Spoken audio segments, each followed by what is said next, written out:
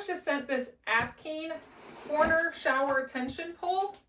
It has 4 shelves that go in the corner, and it is just a tension to go, so you can put it on a bathtub, or it can be freestanding on the floor. It can just get from the ceiling to the floor with the tension. They are a triangular shape.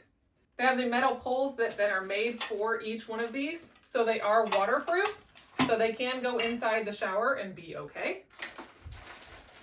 And here are all of the accessories that you need to then build the Caddy. And an instruction guide. Use my user manual and put this thing together. So this is 5 inches deep and 2 inches wide. It's 120 inches tall that it can go up to. So it can go up to 120 inches and down to just 23 inches if you just needed to use it as a stacker. The foot plates down here are anti-slip foot grips, and they're 3.5 inches wide. So let's start putting this thing together.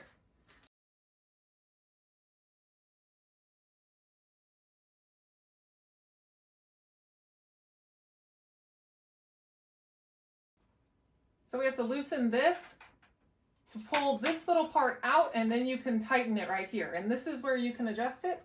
And then we're going to put this bar back on the top, and that's where it has its springs for the tension. So now we've got it all put together, we are going to go install it down in my shower. All right, so here is the corner of the bathtub that I'm going to put it in. And I am just going to set it up on the edge.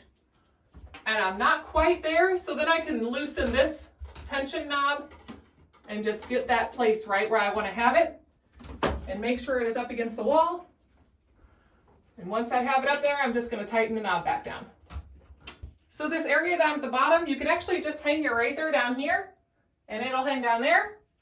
Or you can put your loofah at the top. Whatever you really want to do, maybe some rags. This will hold 2 32-ounce containers on here. So it does hold quite a lot of stuff.